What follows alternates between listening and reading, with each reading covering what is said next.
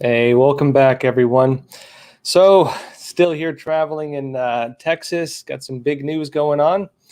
I want to talk today first about Trump's new legal defense. Did my camera get blurry? There it is. Yeah, Trump's new legal defense, because they've just released it, and so we have some details now what's actually going on with it. My video weird? Let me see if I can fix this 1 second. Yeah, it's a bit more normal looking, maybe not. How you doing, everyone? Lee S. Kennedy, good to see you. Susie Q, good to see you. Hey, Jack Delaney, good to see you. Yeah, thanks for being here, everyone. All right, so let's start off with a few news stories. And my light's weird. Let me turn another light here because the light's all weird. 1 sec.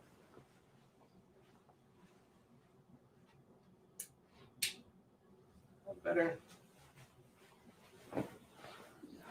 That's a bit better, right? I'm not as glowy now, right? All right, thanks for being patient with me, folks. All right, let's jump into the first story for the night. I want to go into what Trump is doing now with his legal team because we have some updates on it. Again, the Senate or the Congress is voting to impeach Trump. Of course, the House already voted.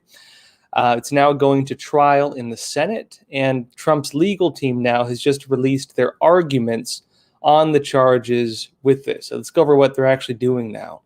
All right, first story here, Epoch Times. It says Trump team impeachment managers lay out arguments for Senate trial. It says attorneys for former President Donald Trump and Democrat impeachment managers filed trial memorandums on February 2nd, today, outlining their arguments for the Senate trial expected to begin next week.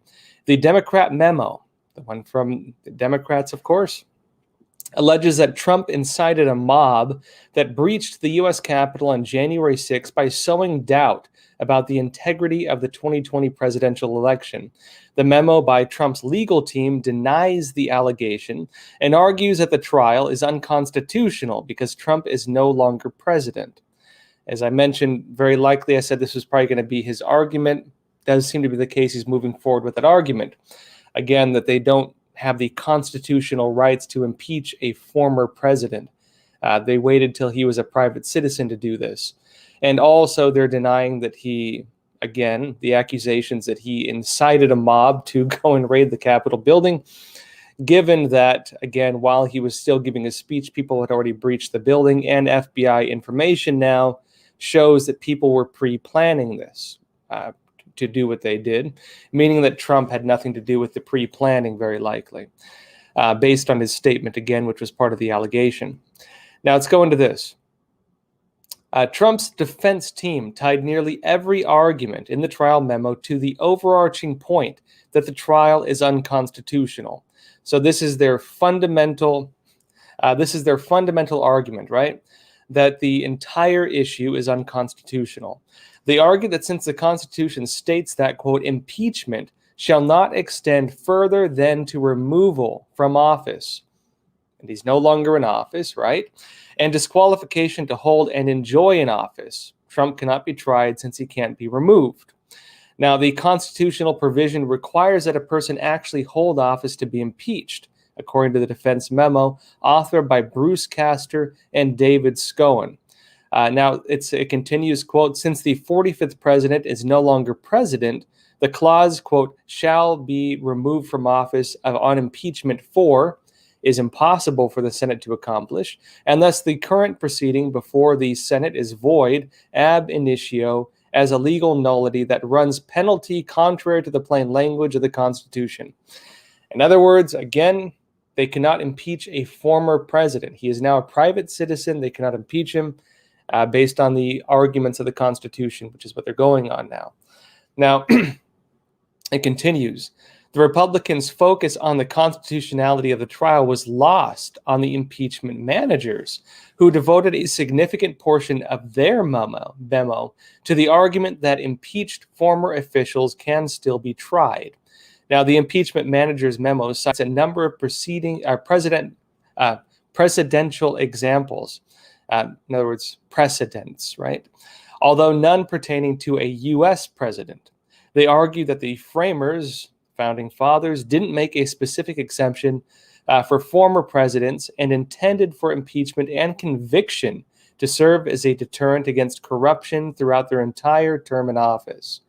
Now, the Democrats are arguing, quote, the framers were too savvy to make up a new rule at odds with centuries of historical practice that would allow officials to escape accountability by resigning at the last minute, or by waiting until near the end of their tenure in office to commit abuses, or by concealing misconduct until after they left public office, according to the impeachment manager's memo.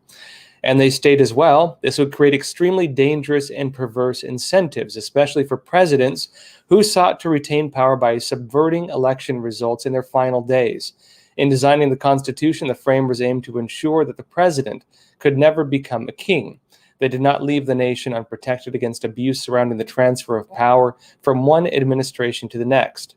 Now, the Democrats' trial memorandum cites excerpts from Trump's January 6th speech, which is odd, again, because if they're suggesting that his speech was what incited people to actually breach the Capitol building, when, again, people were breaching it already while he was still giving his speech, meaning that, again, his speech did not incite those individuals, right? They're, again, basing their argument on this. For example, the memo claims, for example, that Trump exhorted followers to, quote, fight like hell or you're not going to have a country anymore. Now, the president actually said in reference to his team's courtroom efforts challenging the integrity of the election, quote, we fight like hell, and if you don't fight like hell, you're not going to have a country anymore. So in other words, they're quoting him out of context, right? They're saying Trump said that to incite people to go and raid the Capitol building. They were already raiding it when he said this. And the context of his speech wasn't telling his supporters to fight like hell in that regard. He was talking about his own legal team, saying, we fight like hell. And if you don't fight like hell, you're not going to have a country anymore. So that's the argument there. Another selective quotation shows Trump saying, quote, in the arguments, right? They quote Trump saying, you'll never take back our country with weakness. You have to show strength and you have to be strong. Now, a look at the previous sentence from Trump's speech, which the Democrats omitted, right? They quoted this out of context, it seems, shows that he was addressing the lawmakers who were convened to vet and certify the Electoral College votes. In other words, again, they were misquoting him on the context of who he was actually referring to in that statement. And this is what he actually said, right? Afterwards, he said, quote, we're going to walk down to the Capitol and we're going to cheer on our brave senators and congressmen and women. And we're probably not going to be cheering so much for some of them. In other words, he did not incite people to go there and breach the building. He said, we're going to go there, right? We're going to walk to the Capitol and we're going to cheer on our brave senators and congressmen and women. In other words, he asked people to go there and cheer for the Congress members who were voting voting for the, you had dueling electors in 7 states, and that was what he was pushing for, right? To have the dueling elector votes counted. Again, a lot of quotes out of context, a lot of information taken out of context, and a lot of media right now drumming up stories and emotions to make it seem that things happened other than they actually did in some of these regards. And as well with this, as I mentioned, now they're going to need, even if the Constitution argument fails, even if it fails, Trump's argument that, based on the Constitution, they can't impeach him. Well, we saw what happened with the early votes on the constitutionality of this whole trial, omitting the idea that, whether the Constitution actually says he can do it or not, whether the Democrats actually have the right to do this, omitting the argument of whether Trump actually incited the breach of the Capitol building, which honestly, the quotes they're having here are taken out of context, meaning they're having to alter information to make their point. They don't have a strong case for that in that regard, right? Now, aside from all of that, Democrats still need a 2/3 majority in the Senate to win this. And you already have only 5 Republicans who have signaled they're going to support this. I think they need 17. And so there are 12 short votes. Republicans are unlikely to budge from that, right? It's not likely that it's not likely they're going to get those other 12 Republican votes. And so based on this, really, it doesn't seem like they're going to have much of a case, to be honest. This does seem to be more like political theater, to be honest, than anything else. But we'll see what happens. At the very least, it's going to be an interesting discussion based on the constitutionality of what the Democrats are trying to do right now, right? All right, someone, Robin G, you're asking for the suggested reading list. Yeah, I mentioned I'd get together a list of books I recommend for everyone. I am putting something together, so give me a bit on that. Wait till I get back to New York. Get back to New York. The drink tonight, by the way, is chamomile hotel tea, which actually isn't as bad as you would think. Let's go a bit deeper into what's happening. Now, Senate Judiciary Committee Chairman Lindsey Graham, a Republican, on February 1st warned his Democratic colleagues against calling witnesses during the trial, threatening to call the FBI to testify. And he says, this is what he told Fox News. He said, quote, "If you open that can of worms, calling in witnesses, we'll want the FBI to come in and tell us how people pre-planned this attack and what happened with the security footprint at the Capitol. You open up Pandora's box if you call one witness." And again, the FBI, in their own assessment, said that people pre-planned the actions at the Capitol building. There was evidence of pre-planning. He even had this Mr. Sullivan. So a few different people now. Mr. Sullivan charged, not apparently based on his online Discord chats, but individual tied with Antifa and with BLM, right? In his own statements, leading a far-left organization, having chats on Discord demonstrating pre-planning of some of these actions. You also had individuals the FBI has arrested now and they are facing charges, right? Who are with, you have people arrested with Proud Boys now, at least two of them, and at least two people who are tied with Oath Keepers, which was it's like a militia, who they're alleging pre-planned as well. And now the idea of pre-planning goes against the charge, which is what the Democrats are alleging, that Trump incited people to do this during his speech on January 6th. And so again, if the breach of the building, right, and the violence took place there, again, Capitol Police shot Ashley Babbitt and killed her. 3 people died of health problems, and 1 officer died of causes that is not being disclosed currently. Different rumors on that. Now, if people again pre-planned it, it would mean that Trump basically would be acquitted, very likely under a normal circumstance, of having incited it. Again, based on the fact as well, they're taking its quotes out of context to make that conclusion.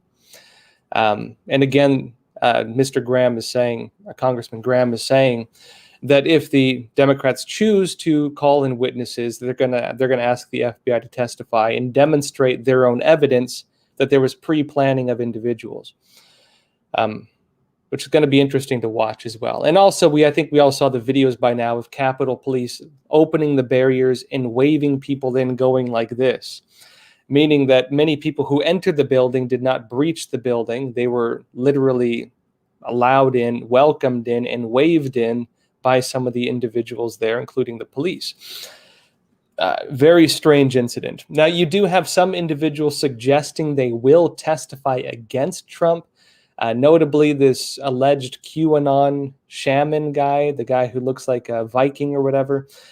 There were some statements from him saying he would be willing to testify against Trump, saying that he was incited, which actually lends some credence to people wondering who the heck this guy is and doubting that he was actually a Trump supporter. A lot of weird stuff going on, basically. But if we look aside from all of that, right? Look aside from all of that, they don't have the votes. Based on early voting, again, you only had 5 Republicans who voted on the side of the Democrats. They need 17. So they need to somehow win over 12 Republicans who would vote against the constitutionality of this. They've already demonstrated their vote on the constitutionality of this. You need 12 Republicans to vote, regardless of the evidence, basically, against Trump. And it's unlikely they're going to be able to do that, just being my assessment, right? Take it for what it's worth.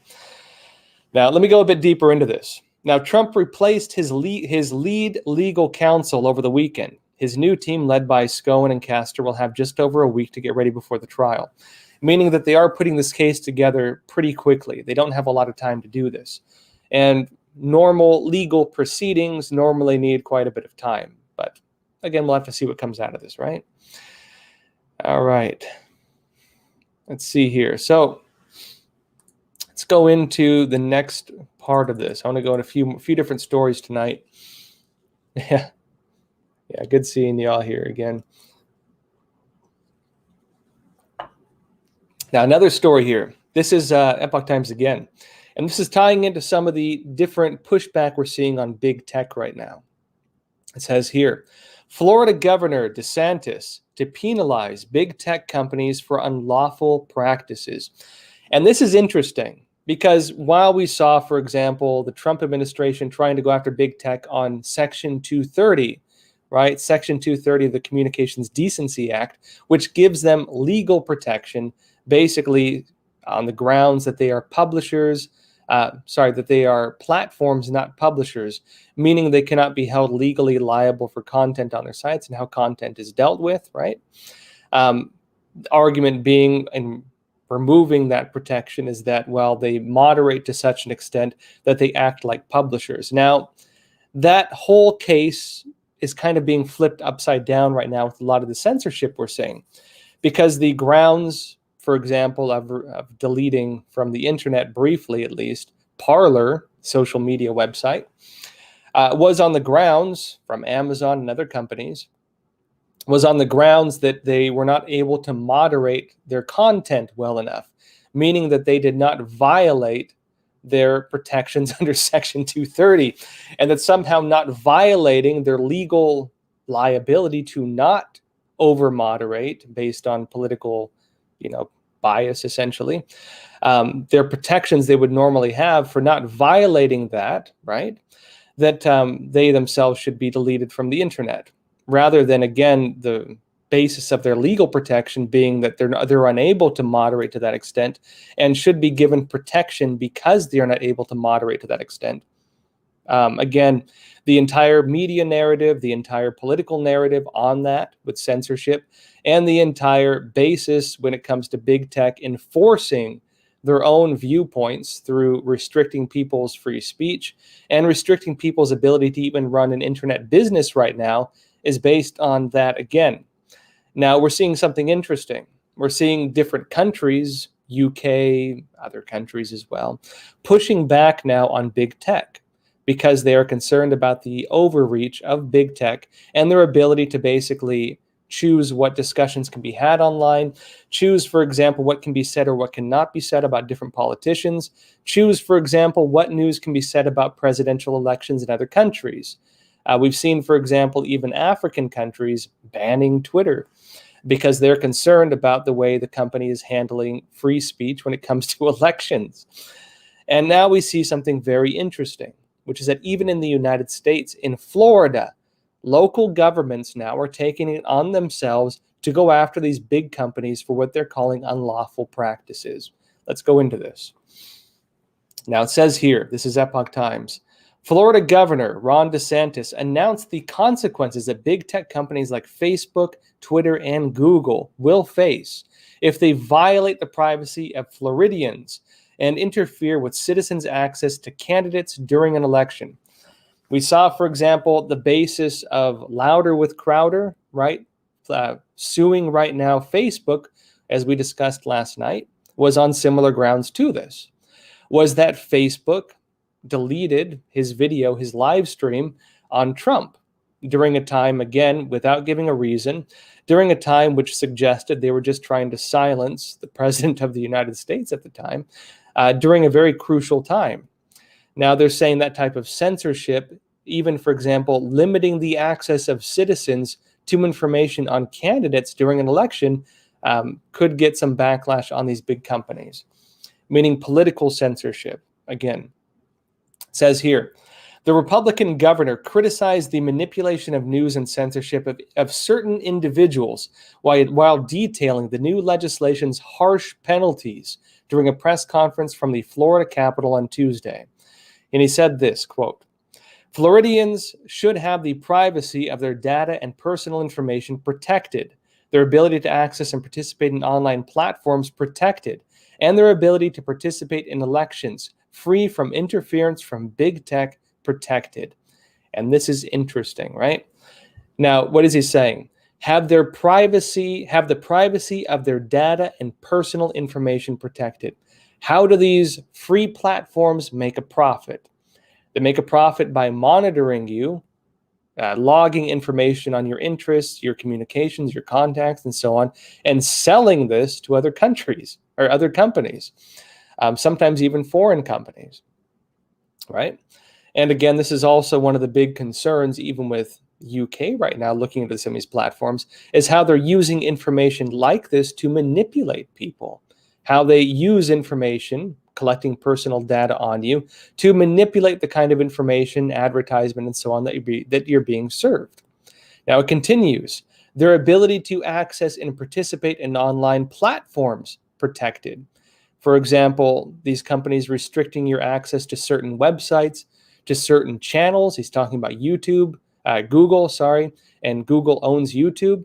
If they're restricting your ability to access an online platform, you could argue that's even a YouTube channel. So we mentioned even the channel you're watching right now, Crossroads, we are completely demonetized by YouTube, for example. And he continues, and their ability to participate in elections free from interference from big tech, protected. And big tech interferes in many ways, whether it be promoting certain news websites with very set political biases, right? So that you're only exposed to one, unless you really search for it, you're only exposed to one particular political viewpoint. You had, for example, Facebook pouring money into the election. You might remember the news about Zuckerberg, for example, during the recent 2020 election, pouring, millions and millions of dollars into the election in ways that would be used to serve people information from a certain political viewpoint, right? You had many issues like this. Sorry, one sec. Yeah, a lot of different issues like this, right? Anyways, let's go deeper into this. Now, he said that over the years, quote, these platforms have changed from neutral platforms that provided Americans with the freedom to speak to enforcers of preferred narratives. Now, consequently, these platforms have played an increasingly decisive role in elections and have negatively impacted Americans who dissent from orthodoxies favored by the big tech cartel. In other words, the type of political bias censorship, the type of political bias select serving of information, the fact checkers demonstrating strong political bias. Again, the basis of Candace Owens suing some of these fact checkers, again, because of this. You have leaked videos from Project Veritas showing individuals, including Mark Zuckerberg, making statements demonstrating political bias, including not just of himself, but of Facebook as a company. They have strong ground on this right now. And for these big tech companies to dislodge themselves from this bias at this point will be very difficult to do. And it'll be interesting to see the kind of repercussions they face if they don't do that. Let's go deeper into this. Now, DeSantis, again, Florida, right? Alluded to the tech giants that are, quote, moderating, as they call it, news that was unfavorable to President Joe Biden, banning high-profile conservatives, including President Donald Trump himself, from Twitter and Facebook, and the removal of the Parler social media platform from Amazon servers. He's pointing to these issues and saying, look, this ain't going to be happening, right? He said, quote, when 2.8 million Americans chose to download the application Parler and share information with friends and family and colleagues, what was the result of that? Canceled by Amazon, Google, and Apple. Now, DeSantis called for open, robust debate on issues that affect Americans rather than the outright censorship that big tech companies are currently engaging in. The governor said that companies are discriminating against citizens when they change their rules as it suits them, without warning or consistency.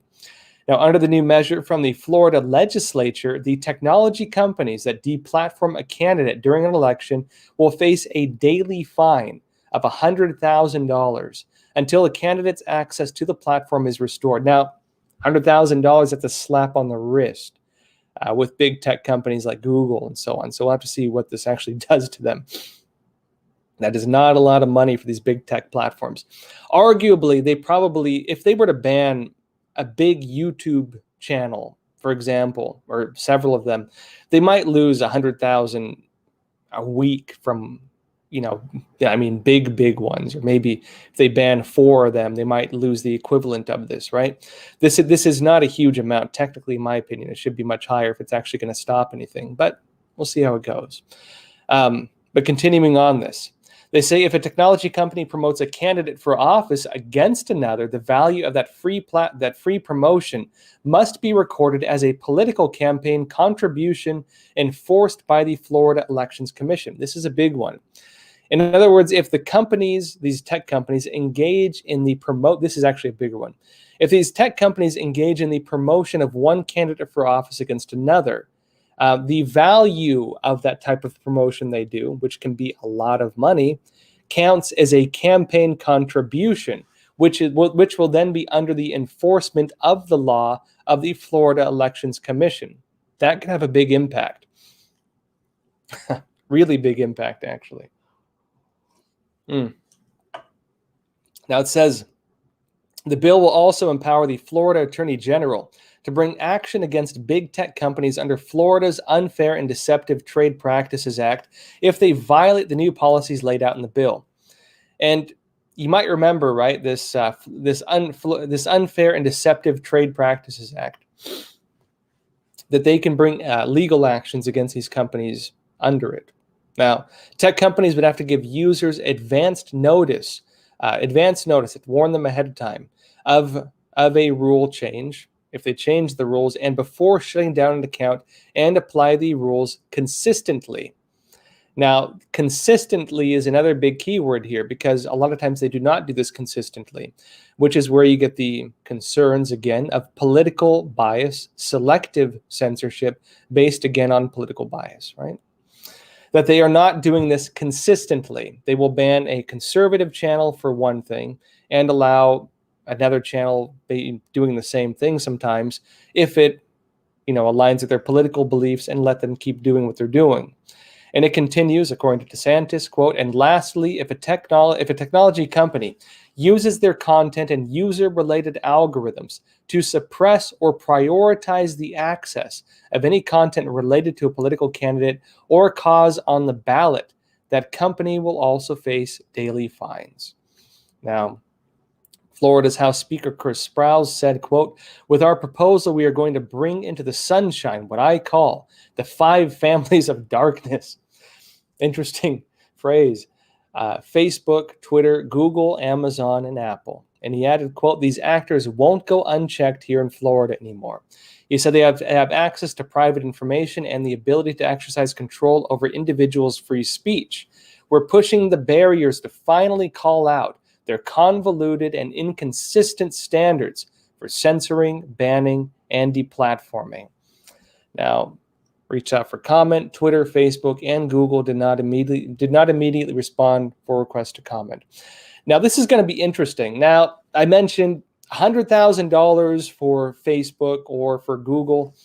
If it is in their political interest to censor and they deem that that is a big enough deal, the very act of censoring $100,000 a day, the very act of censoring is going to cost them close to that for some of the bigger channels or bigger folks they might be censoring. I can guarantee that they probably lost more money on Trump than that. You can look at the huge losses they've taken when they've done censorship like this on their stocks and stuff, for example. And the question is well, it raises the issue again of, to what degree do they view the value of censorship? We all watched, for example, Twitter and Facebook, their stocks dropped by billions of dollars after they launched this huge, censorship wave just recently, right? It was quite bizarre to watch, but it showed that they care less about their investors than they do about their own political ideologies. They care less about the interests of their board of directors and their investors in showing profit margins than they do about censoring people and preventing free speech on issues they don't agree with, right? Political-based censorship. And demonstrating as well double standards where people committing the same things were allowed to continue doing so, while people they didn't agree with were censored.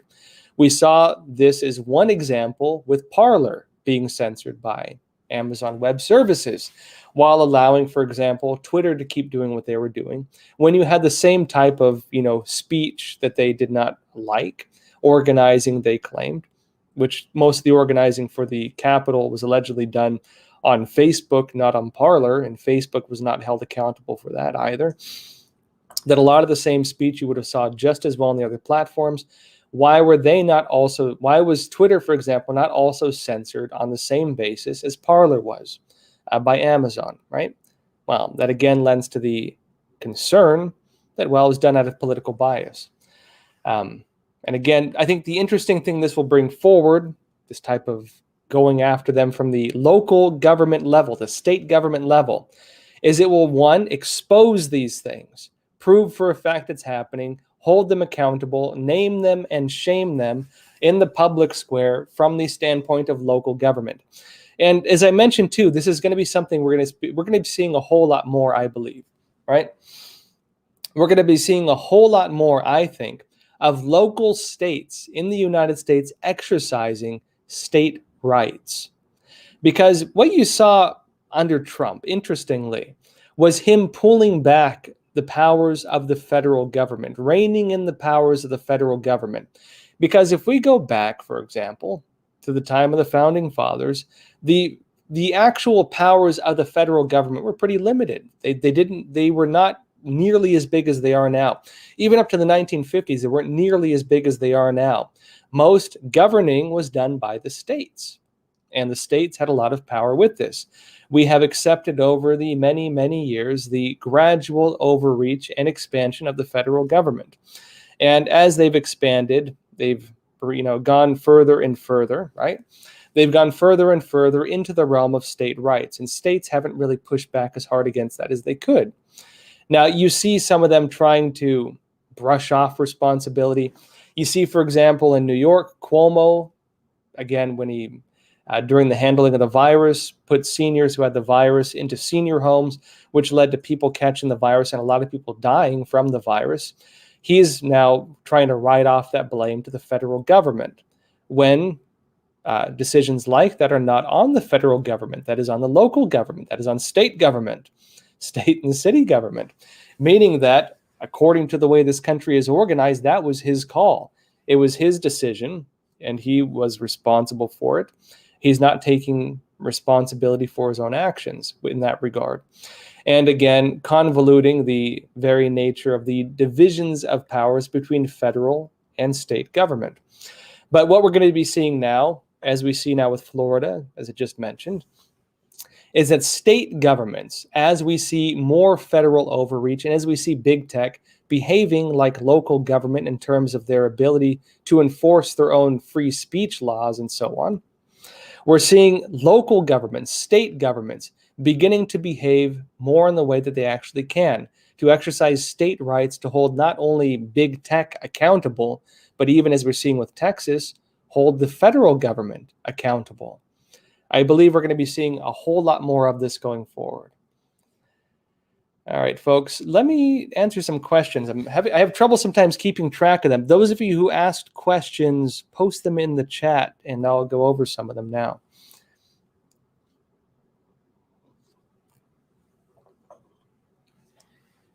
All right, let's see here.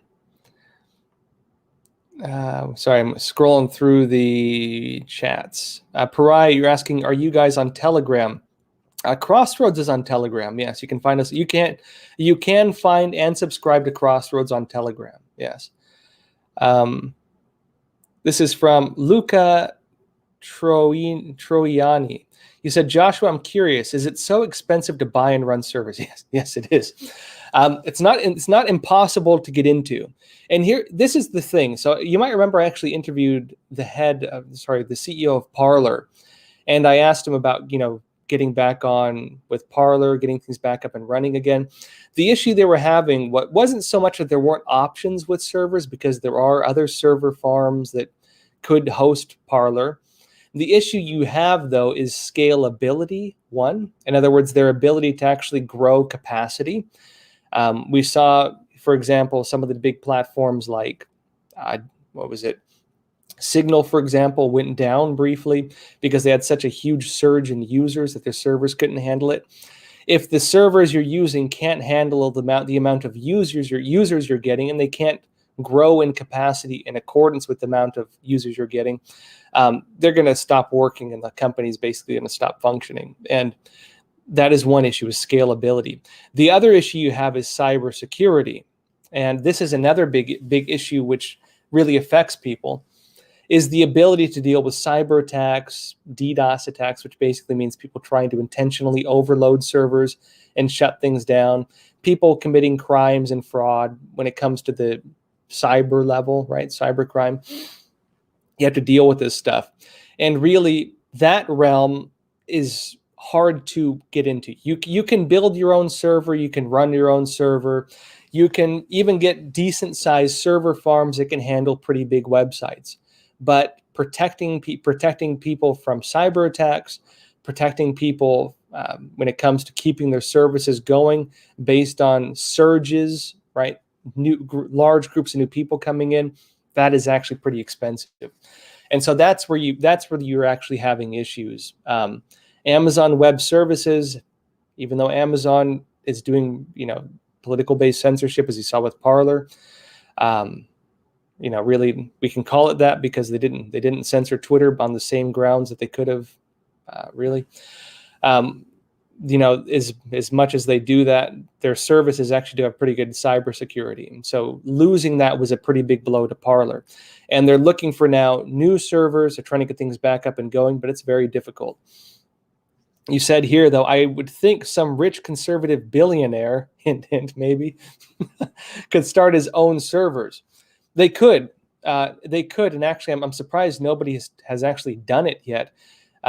Maybe someone's building it right now, because actually it would make not only ideological sense, because right now you do have conservatives, not even conservatives, I think a lot of businesses who even don't want to get involved in politics, probably concerned when they just saw that, oh, heck, my entire life investment, my entire business, everything I've put money into can be deleted in one day if these big tech companies deem that my speech is not to their liking, or not even my speech. If they deem that people who jump on my website and say something they don't like, if they deem that is not good, they can delete my entire company, as we saw with Parler.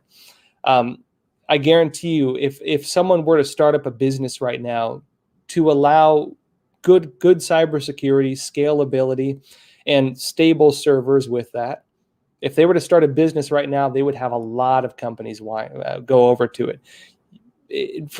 Not even from an ideological standpoint, just from a business standpoint. I would guarantee you some people are really seriously thinking about it right now. Let's see here. Any other questions? Sorry, if you folks posted questions before, please post them back in the chat, because I do have trouble keeping track sometimes of questions. Again, our super chat got demonetized, so we don't have super chat. Super chat actually did make it easier to keep track of chats, unfortunately, but we don't have that now. This is from Amy Richardson. He said, "Evening, Joshua. Any word on purpose of additional troops going to D.C.?" Now, to be honest, so I was in Washington a couple weeks ago. I was there for the inauguration. They had, 25,000-ish troops on the ground. They looked bored. They did not look like they were worried. They did not look like they were concerned. They did not look on guard. There was hardly any people on the street other than some Biden supporters, some BLM protesters, and a handful of Antifa-looking folks. really, it was like dead in Washington.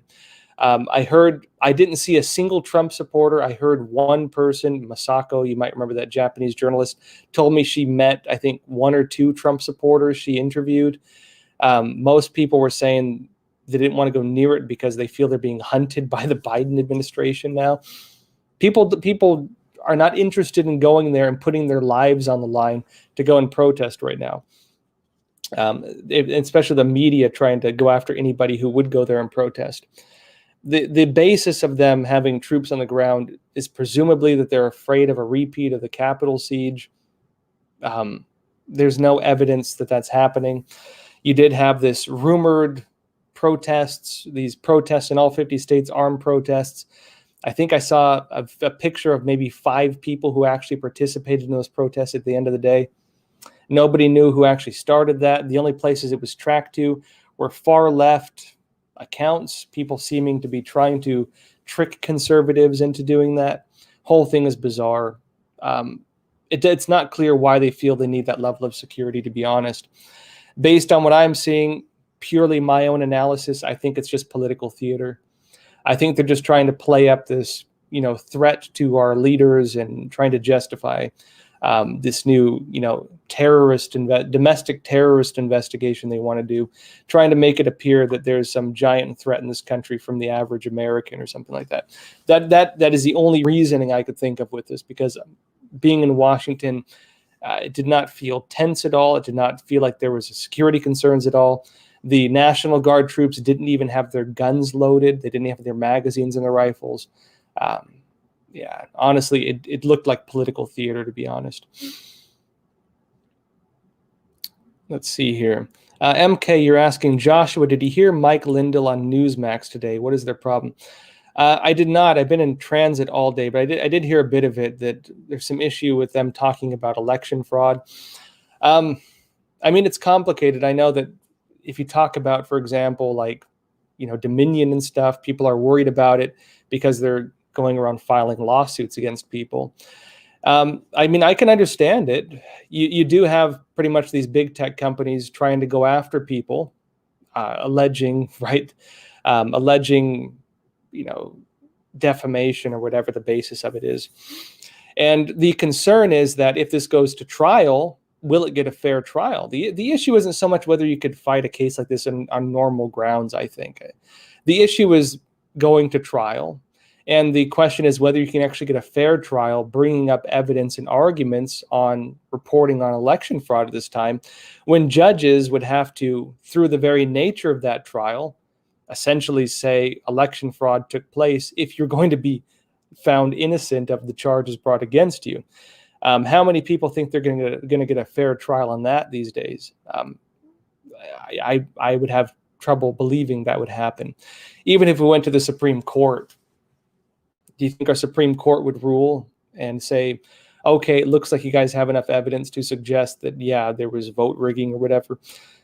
I don't think the Supreme Court would rule on that, to be honest. And so I think people are worried about reporting the truth right now because they're afraid of the lack of integrity in the legal system itself at this point. And so I can understand their concerns on that. Let's see here.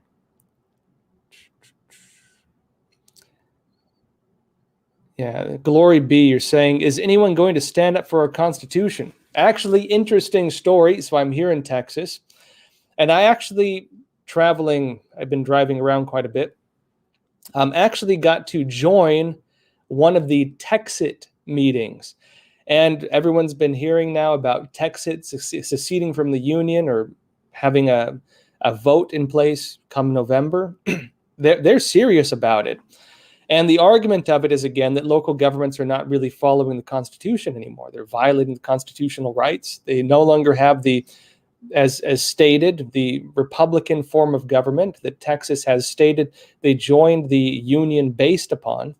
I actually interviewed one of the heads of that whole Texit movement. I will be publishing the interview on that soon. And, I was in a little town in Texas of about 500 people, and on a weeknight, and you had probably 70 to 80 people in that little room. 70 to 80 people in a room in a small town of about 500 people. And it seems like this is going to be serious. Now, whether or not they can actually manage to get the votes to leave the union based on their concerns around big government violating the Constitution and no longer upholding the form of government they agreed to uphold, regardless of that, it's going to bring about a national discussion if the media chooses to cover it, which I will be covering it.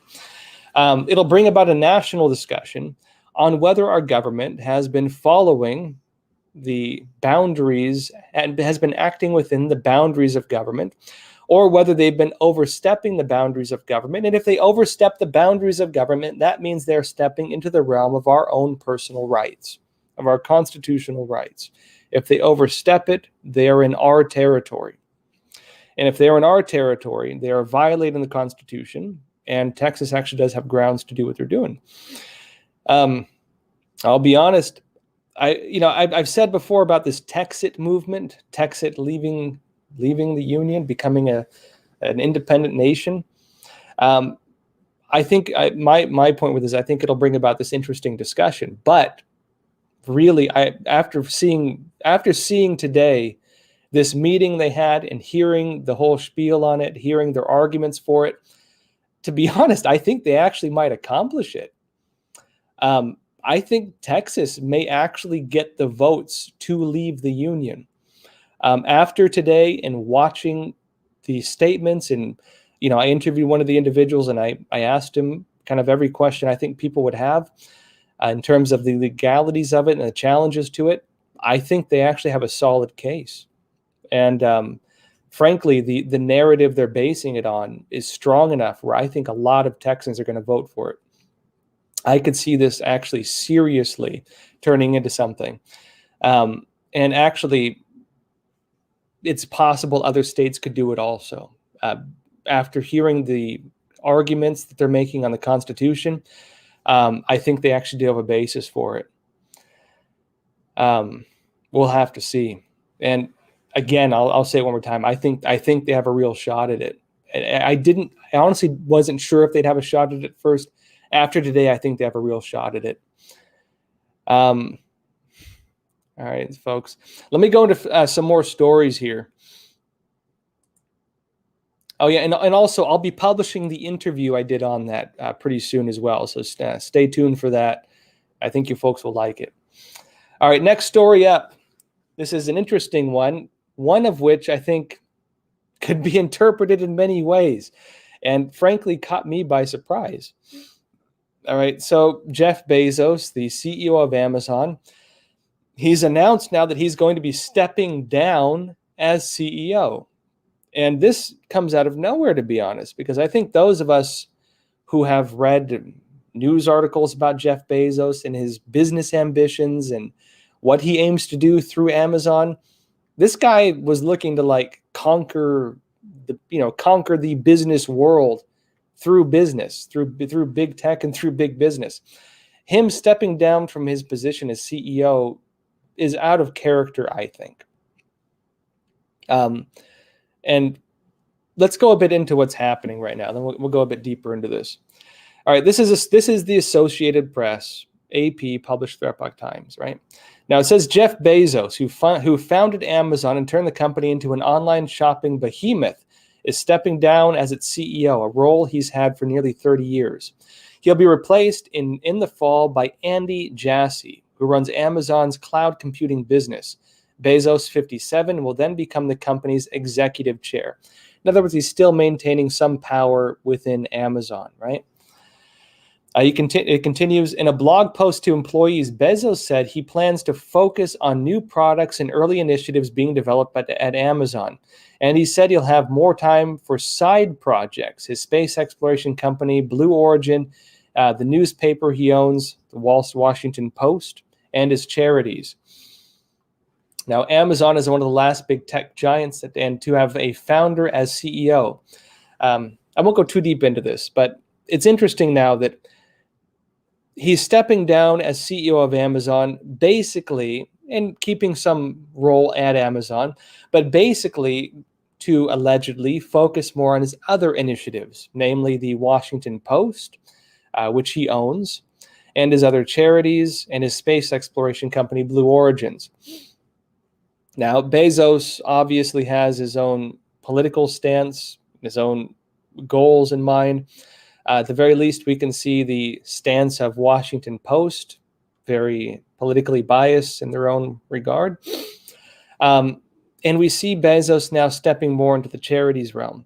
Now, this is going to be interesting to watch as we see as well Trump, right, Donald Trump, enter the realm of a private citizen, because Trump is going to be working on the grassroots.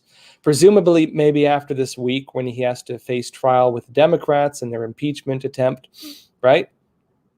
Trying their impeachment. It's going to be interesting to watch that afterwards, and Trump is a private citizen working on his office of the former president, going to be taking action then when it comes to, as he stated, grassroots, community organizing, activism, these types of things. We'll have to see what Bezos actually does, but it's possible that Bezos, working through Washington Post, which really is more activist style journalism these days, as have many newspapers become, and his charities, we'll have to see what they focus on, that he may be focused more on kind of being like the anti-Trump, so to speak, in terms of his own activism in this regard, or his activities in general in this regard. We'll have to see how this unfolds.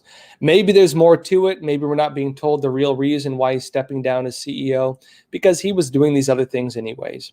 But something's going on, right? Now, another story folks might be interested in here. This is Epoch Times again. It says here, massive state-level coalition sounding alarm on Democrats' voter registration and election reforms. Now, after the elections 2020, like the country right now, I'd say, is pretty dang divided.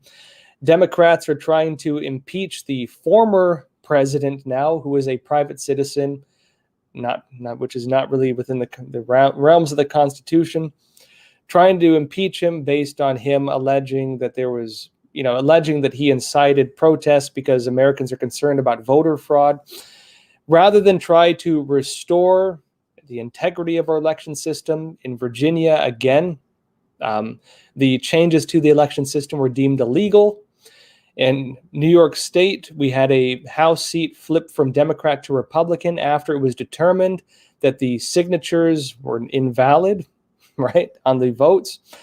In Arizona, for example, Maricopa County is doing its audit of the election system with limited scope. The state Senate is doing their own audit in addition to that, out of concern that the Maricopa County audit will not actually encompass the real concerns, meaning that you actually do have evidence and proven evidence. If Virginia was deemed illegal, for example, that illegal issues took place during the 2020 elections.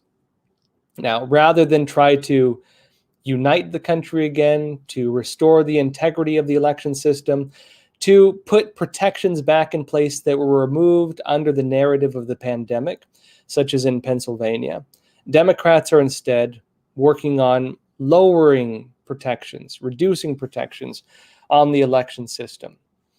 And there's groups now concerned about what they're doing. In other words, rather than try to quell concerns and restore accountability and checks and balances, they're going the opposite way. They're removing checks and balances even more so. Now let's go here. Let's go deeper into this. It says dozens of state-level advocacy groups are banding together to oppose congressional Democrats' H.R. 1, the, quote, For the People Act of 2021, that would federalize virtually every aspect of who votes in America and how. Now, in other words, it will no longer be on the local governments, the state legislatures, to make these determinations. The federal government, from here on out, if this passes, will have a lot more oversight. Now, among much else, H.R. 1 would, according to a newly formed coalition of more than 130 state and federal level nonprofit advocacy groups, seriously damage Americans' free speech and privacy rights. The measure, quote, according to the coalition in a letter, said, quote, would dramatically alter the First Amendment protections that Americans have enjoyed since the founding of our country. It would institute sweeping new burdens on their constitutionally protected rights to freely speak, publish, and organize into groups to advocate for the causes they support. In particular, H.R. 1 would impose onerous and unworkable regulatory standards on the ability of individual Americans and groups of Americans to discuss the policy issues of the day with elected officials and the public. The bill would also violate the privacy of advocacy groups and their supporters to stringently and excessively regulate political speech on the internet. The letter was addressed to the Speaker of the House, Nancy Pelosi, Senate Majority Leader Chuck Schumer, both Democrats, and Senate Minority Leader, Mitch McConnell, a Republican, arguably so, and House Minority Leader Kevin McCarthy, Republican. Now, People United for Privacy, a Virginia-based nonprofit, led the effort to assemble the coalition. The coalition is especially worried about a provision requiring public disclosures of nonprofit donors, thus, quote, subjecting citizens who contribute to nonprofit organizations to harassment and intimidation by making their personal information available in a searchable government database. And we saw, for example, in this last election, that even people who donated for Trump were doxxed. They had their personal information published online by mainly Democrat-aligned individuals, right? They had their private information published online because they were being named and shamed for their political donations. In other words, Democrats have already demonstrated, right?